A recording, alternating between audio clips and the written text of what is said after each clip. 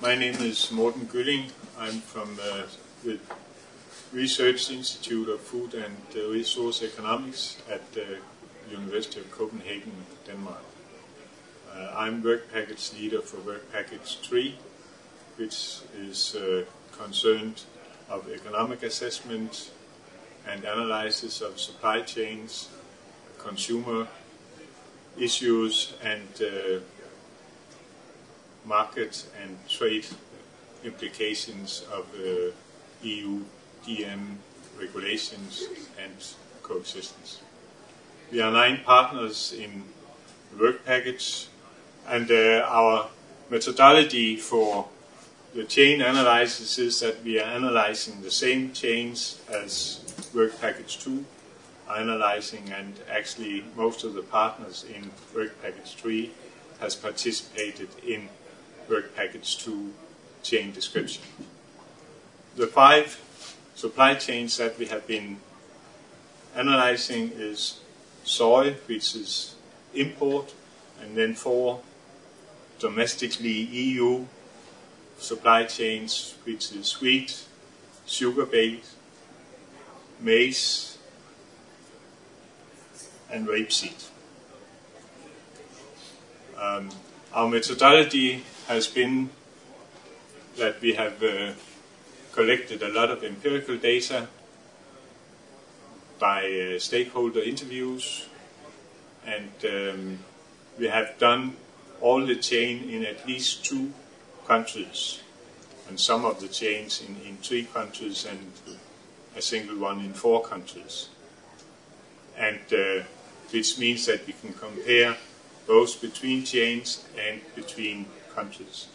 Because what we realized is that because of the coexistence regulation in the EU, they are very different at the primary level, whether which country it is. Denmark has one regulation, Germany has another one, and some countries actually don't even have regulations in place still.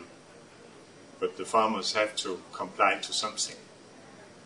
And then we also learned, of course, that it's difficult just to say that one strategy towards the chain is the most feasible as far as economy goes, because it's very dependent on the company and the facility that the company have, if it's an old mill or a new mill, and whether they have more factories or only one factory. So therefore their economic optimal strategy going through the chain will be different, and it will also be different from country to country. That's what we have learned. Then we have made a consumer survey in 5 countries, and it's been done by a professional consumer survey institute, and it's been in 2 parts. The first part has been the description of consumer attitudes to DM, and the second part has been the willingness to pay analysis. And what we have learned is that consumers are still skeptical towards DM, but it seems like they are softening up. And then we have the third part of our work package, and that's the trade implications of the DM regulations, and as a product of that, coexistence. Coexistence is a part of the total regulation. And we have learned that DM adoption in the EU could give a welfare gain both for EU but also for third countries and the rest of the world. We also learned that some of the EU regulations can be considered as trade barriers, technical trade barriers. They might not necessarily have been meant so.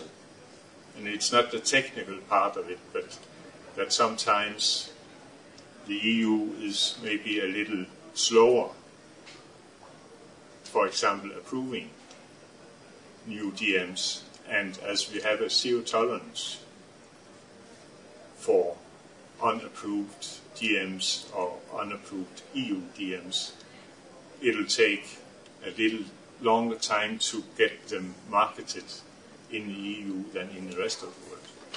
And we can say, as far as the coexistence strategy in the chains goes, it's possible to carry through a reliable coexistence strategy at reasonable cost, as long as we talk about the EU part of the supply chains.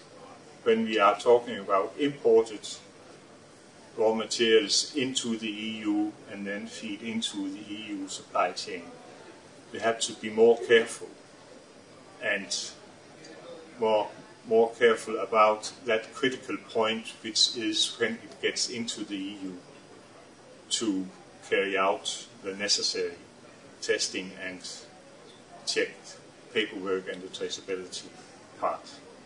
Because it seems that, especially for the feed industry, that they have had some, let's say, not so pleasant experiences. And the feed industry is the industry that has handled coexistence for many, many years, because they've been imported GM material for many years. And then the consumers survey. Well, the consumers are not willing to pay for GM food products with enhanced properties made by gene technology. Actually, they want a discount, and a very high discount in some countries. There are rather big differences between the 5 countries that we have surveyed. But again, the part of the survey that described the consumers' attitudes were not as negative as we had. The attitude was not as negative as we had expected, but still skeptical. And then we have the trade implications, and well, EU, as far as we can see, still loses welfare not taking the gene technology into the primary agriculture. And because of the lack of synchronizing between the EU regulations and regulations in the rest of the world, we also experience a welfare loss. But as far as the technical trade barriers goes, we have been through the WTO panel, and the trade barriers are lifted. The results that we have found can be used for companies to compare their company to the descriptions that we have made and the costings we have made for different strategies for coexistence in the chains, and then they can say, okay, my company is very much like this chain described here, so maybe we should look further or more closely to that kind of strategy and then adapt it to our company. And as far as the consumers survey and as far as the trade implication goes, it can be used both mostly for the politicians to create new policies, both as far as the consumers goes, but also in consideration to the trade policy.